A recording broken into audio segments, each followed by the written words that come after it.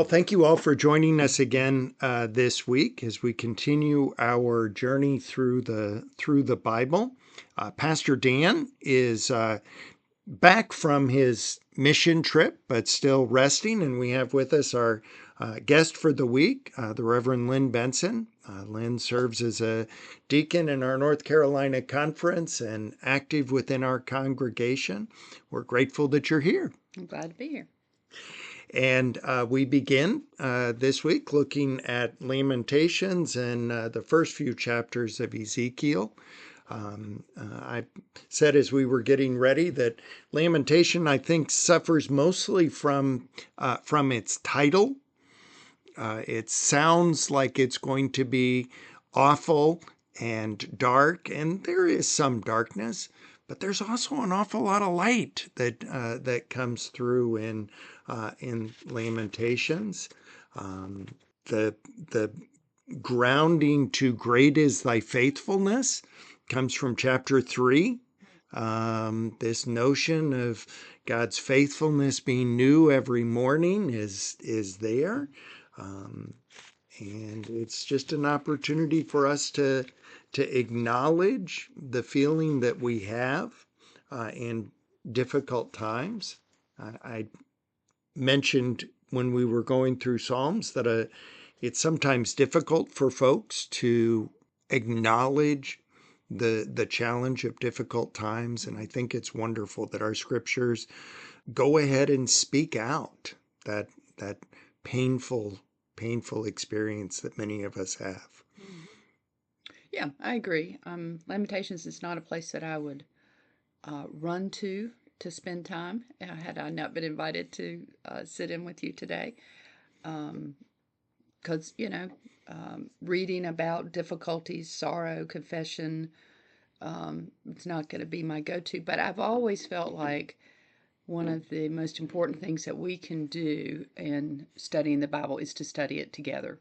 And this is certainly an area that I wouldn't want to just spend time in alone. It's good to have others to talk to about it, with it, that you'll be preaching on it, or Dan will, whoever. It makes it much more approachable, I think. Mm-hmm. Yeah. And I think it is important, again, to let it touch us and to acknowledge those places. The poetry within it are alphabet poems, each of the phrasings referring to a letter of the Hebrew alphabet as it takes its way through, acknowledging the pain of the fall of Jerusalem. I think we forget how dark a time that was for the people of faith. Metaphor of using a lonely, grieving widow is interesting, and yet as poignant now as it would have been then. Mm-hmm. So to compare Jerusalem to that circumstance certainly brings you into understanding of how bad it can be.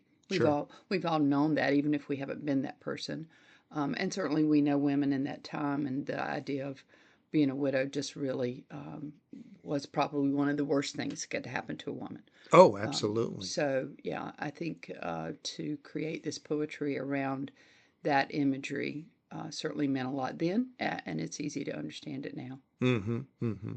Mm-hmm. I think that it's also important to remember how the ancient people of faith related to Jerusalem. It was more than just a political capital, even more than just a place of worship. I mean, it was, as the scriptures describe it, the place where the name of God lived. Mm-hmm. It was, the temple was the location of God in some sense. And the notion of God being present everywhere is a very modern notion. The ancient notion was that deities had addresses. Right.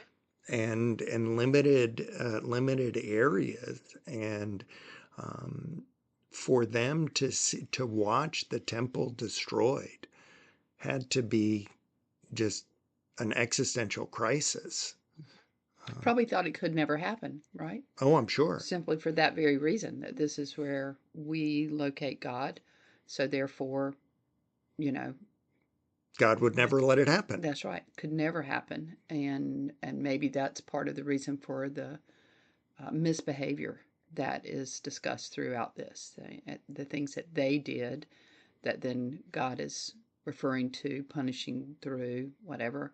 Um, yeah, if you think you're in a safe place, how close you're going to get to the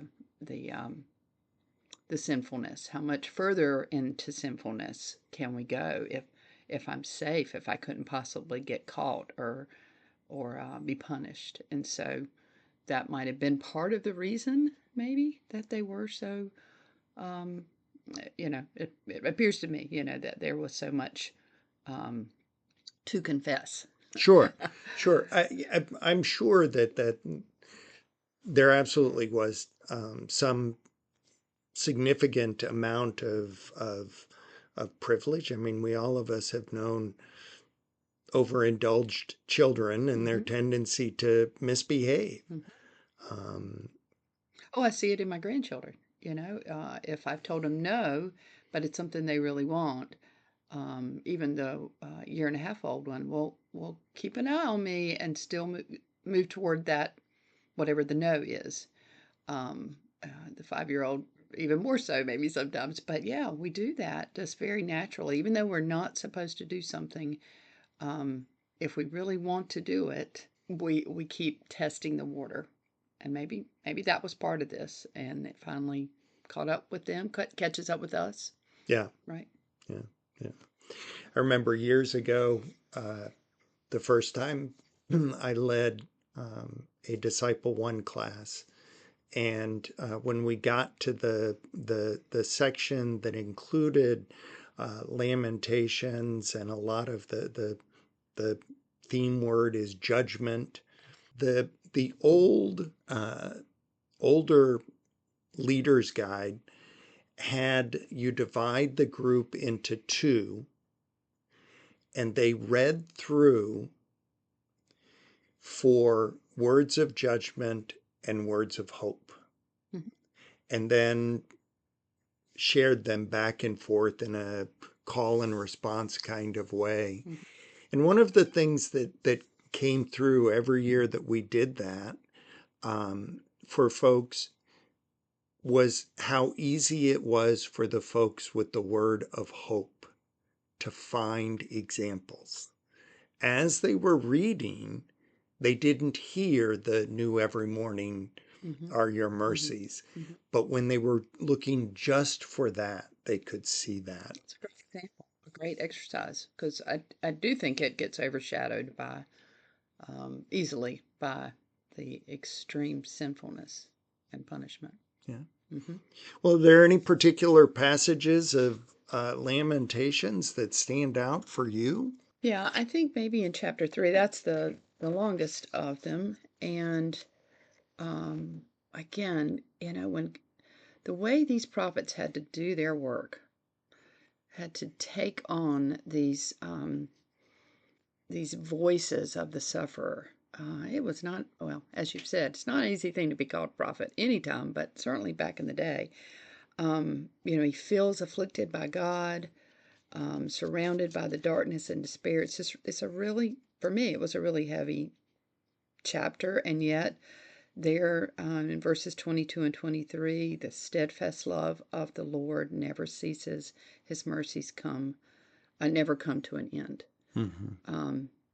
Again, back to that widow, um, that thought that you've lost the love of your life, the provider of your life. Um, how hard that would be. You can't bring somebody back to life if they're dead, right? It's so the widow has lost everything. We have other examples, and of Ruth coming alongside her mother-in-law when the men die. I mean, it was a big deal. It still is, but it was a big deal. Um, so we've mentioned that verse already, or those verses, but it is so important, no matter how dark the day, how difficult the situation, how impossible the situation. God's mercies never end, even when it must have looked like for Jerusalem, even when it looks like for us. We know God is faithful. Our unfaithfulness is never going to keep God from being faithful. That's good to know. And I think important for us to look for. I Mm-hmm. think it takes a great deal of attention to see God Mm-hmm. in those difficult times. Yeah. Just as it's easy to be overwhelmed by the amount of darkness in the text, Mm-hmm. in those times of darkness, it's easy to become overwhelmed by that darkness, and it takes attention. For me, that's one of the values of this discipline of reading through the entire scripture and reading the scriptures regularly. If we do not have that word at hand, it will not be there when we need it. Right. I remember my mother telling the story of she sat with her own sister at her sister's death, and telling of being in the hospital and just singing hymns Mm-hmm. from memory Mm-hmm. and reciting scripture from memory, and how important that was for her.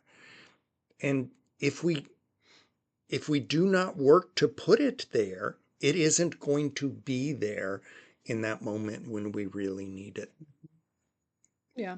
And that's probably gotten a little more challenging with so many translations. And so, so maybe you learned it one way, but then as an adult, you hear it more, so the rote memorization might not be as forthcoming, as easily accessible as it once was. But I find that in our worship as well. Some things are going to be different every week, but some things are going to be the very same. And so it's good to come back to those creeds, come back to those hymns that we sing. Not necessarily the same one every week, but we sing it often enough that they're familiar. Um, yeah, that weekly attendance of worship helps with that. But then, we have our own opportunities to study in between that. But even just that weekly attendance can help ground you when things are dark. You can find those memories from last week or the week before that bring you what you need for that moment. Yeah. Well, good. Well, if there's nothing else, we can turn to Ezekiel. We continue with the first 11 chapters of Ezekiel for this week. I confess to Lynn that I find Ezekiel probably the hardest single book in the Bible to read, because I don't understand these images. I don't understand the metaphors, and I find myself trying to imagine this being with four faces and And two wheels and wheels yeah, and yeah. wheels within wheels, and what is going on here? Mm-hmm. What is the whole point to this? In recent years, it's been interesting for me, at least, to watch the folks that say, see, that's evidence that the earth was visited by aliens. And clearly this wheel with eyes all the way around, that's a flying saucer with lights, and Ezekiel just didn't know what he was seeing. And I think, no, I don't know about that.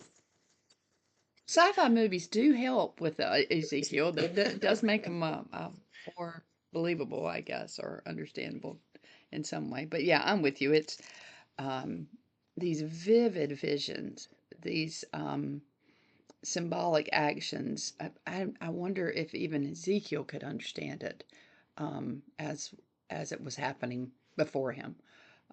Again, sometimes I have to see a movie two or three times when there's so much sci-fi involved in it, and then I'm like, oh, that's what that was about. So I even wonder for him how much it made sense. Well, and maybe a movie would be helpful for me, a movie of the book of Ezekiel. I don't know if there is one someplace. I know. Um, I know when I read uh, The Three Body Problem is a Chinese science fiction and very detailed and very confusing, at least it was for me. And then I saw the show and I was like, oh, Right, right, okay. yeah. So, but you mentioned the symbolic actions. We begin with the first symbolic action is Ezekiel laying on his side Hmm. for a year. I find myself wondering, wait, did he have to stay on his side 24 hours a day? Or just every time he laid down, he had to be on the one side. I'm gonna hope that's the way, even though it's still a bizarre request. But golly, no, he couldn't have just laid on his side for a whole year. But yeah, I guess he could if that's what God told him to do. I guess, but you have to imagine that if he did that and was doing it in a very public place, as clearly that was the Mm-hmm. call, Mm-hmm. everybody in town had to walk by and go, "Well, there's crazy Zeke Yeah. on his side Yeah. still." And it's probably not like on a nice, comfy cushion either. They're forever putting their heads on stones. So, Mm-hmm. Mm-hmm. yeah, as I mentioned before, I mean, between Jeremiah and Lamentations and now Ezekiel, these guys had hard lives. They did. When God would call and put this call on their lives, I'm sure they dreaded it. I'm sure it was not like, yippee, let's see how this goes, because everyone before them had had just as much difficulty as the next one. So, but yeah, it certainly would have kept the center of town lively, seeing what Zeke was up to today. Oh no, he's just laying on his side like he He's did. burning his hair. Yeah. Have you been by? Yeah. Find myself thinking about the Bob Newhart routines of half of phone calls and Uh huh. crazy Sir Walter Raleigh calling back to England. Yeah, Walt. Yeah, Zeke, what do you got? Oh, Yeah. burning your hair. Yeah. Yeah. Okay. You're eating a scroll. Okay. Now that works for you. Yeah. Yeah. I was also intrigued in chapter 4. I don't know. I had not noticed this previously. In chapter 4, beginning in with that same uh, laying on your side thing, Mm-hmm. then uh, lie on your left side and let it bear the punishment of house Israel. For as many days as you lie on it, you shall bear their punishment. For I impose upon you 390 days, corresponding to the number of years of their punishment. I did the math Oh, did you? Okay. from the destruction of the northern kingdom, Mm-hmm. 736. 390 puts you at 332 and Alexander the Great. Um, don't really know what that means, Okay. Me either. except that one of the important pieces of the Old Testament, in my understanding, and uh, welcome your input from your Old Testament classes. But one of the understandings that I have is that the people of faith, we say the people of Israel, but both Israel and Judah were sent into exile. The people of Judah, some of them came back, Mm-hmm. but they were still under occupation. They were still, and they lived for a number of centuries with this feeling of the exile's not quite over yet. Mm-hmm. Yeah, sure. And somehow or other, the earliest disciples saw in the person of Jesus, in his life, death, and resurrection, his teaching, and everything, the end to that exile. Mm-hmm. And so, this notion of when does the exile end? When is it over? Is an important question. Right. Yeah. I don't know that I can pull anything more to that. Sorry.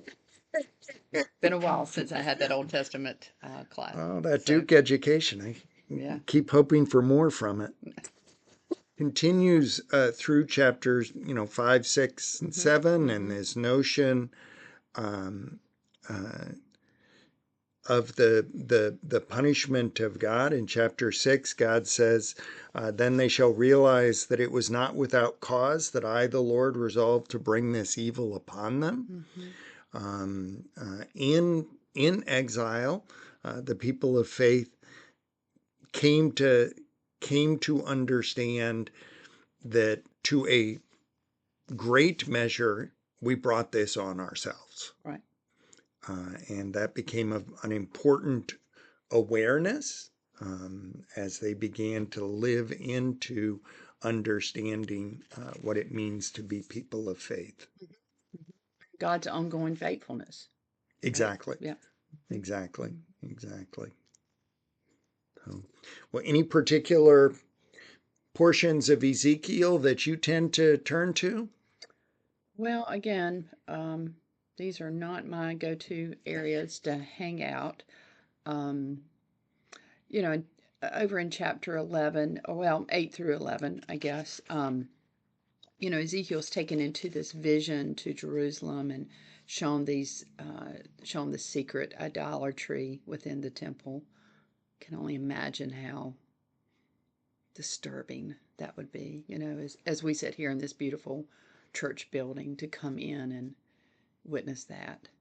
Um, just how hurtful, how upsetting, how just, you know, Well, I think, I hadn't really thought of it in these terms, but I think it's the same, it's akin, I guess I should say, to the feeling of betrayal mm-hmm, that congregations have when pastors engage in misconduct. mm-hmm.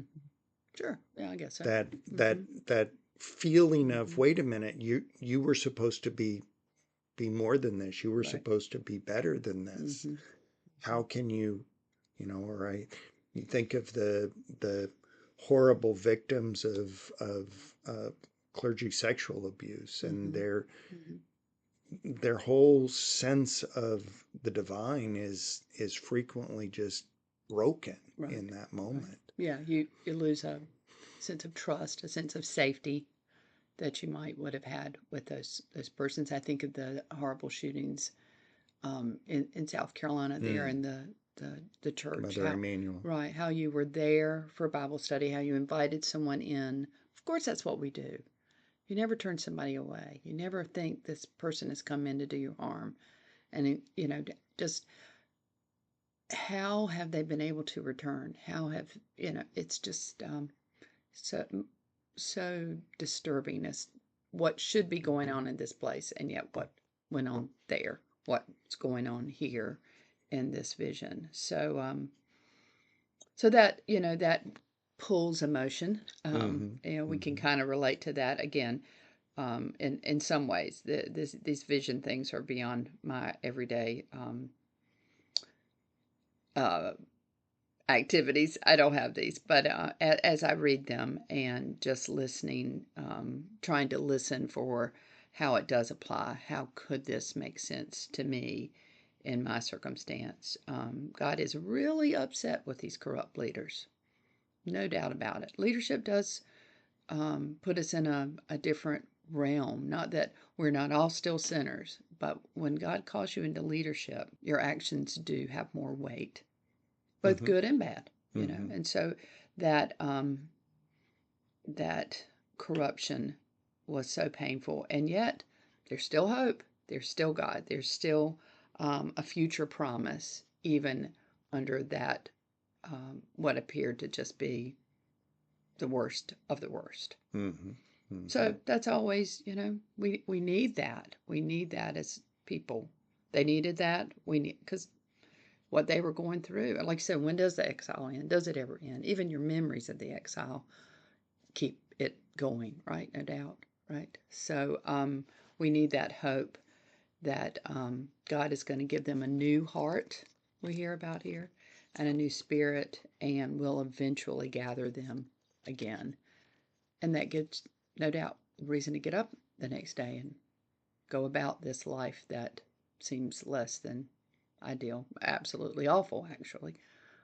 How do you do that unless you have hope? How did the persons in concentration camps get up and do it? There, it must have been some hope.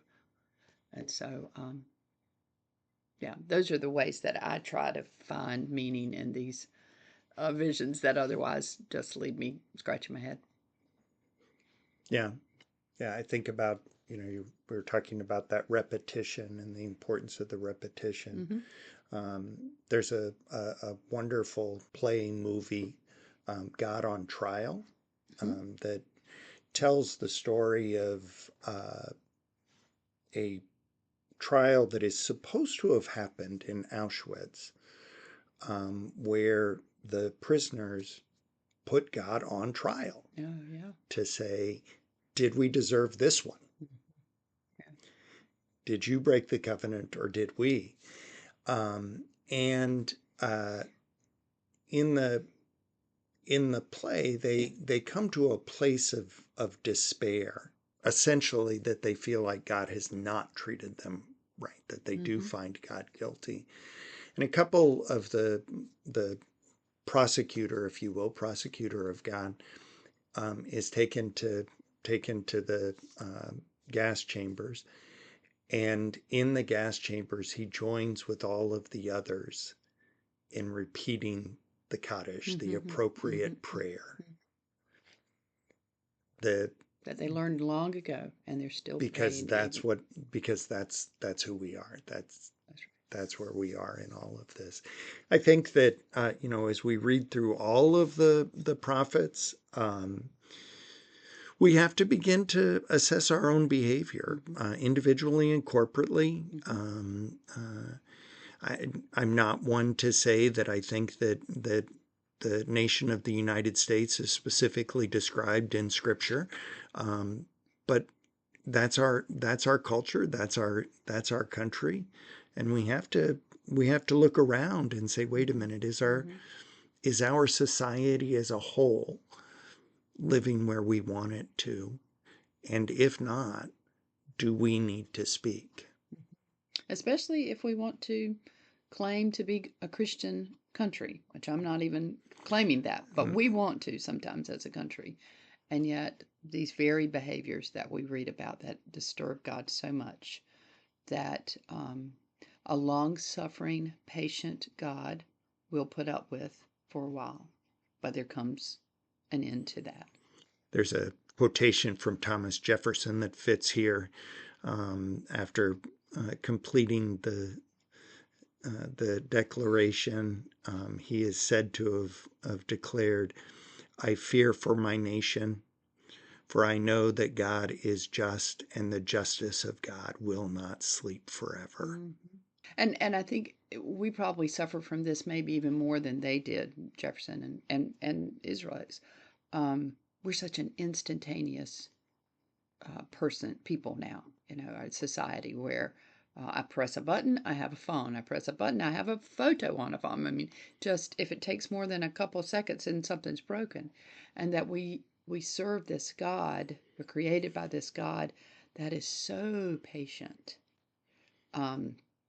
Sometimes I think I would do better if God would just give me a little zap when I do things wrong. And then it'd be like, oh yeah, wait a minute, that's not. But instead, God lets me just get into the mire of it sometimes, right? And it feels like that's here and it feels like that's around me. Um, but doing the right things for the right reasons, even when no one around you is doing it, still has to be who we are as God's people. And that was hard then. It's hard now. We're not going to get that zap that I mentioned. God just doesn't work that way. But eventually, these things do catch up with us. Others are often suffering because of our sinfulness. So lots of good reminders. Again, not easy read. Glad that we're doing it together as a church, that we're covering. A lot of times these things just get skipped over in churches. So I applaud you for even sticking with it, because these are not easy texts to bring people together and give 20 minutes to it. There's a lot there, but so I'm glad that we're trying to do it together. That to me is the best chance we have of it making sense. Well, thank you for joining us. I appreciate your insights, and want to again say how grateful we are for all that you bring to the congregation, and we will look forward to coming together again in coming weeks. Okay.